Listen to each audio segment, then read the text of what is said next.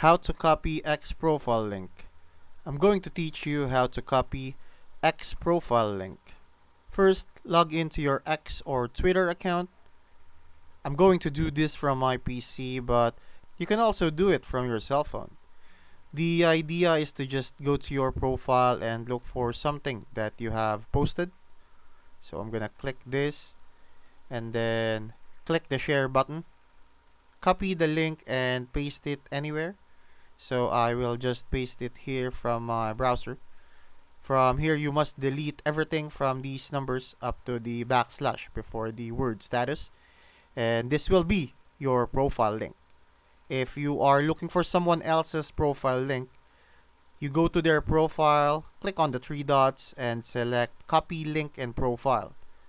As you see, this is going to be that person's profile link.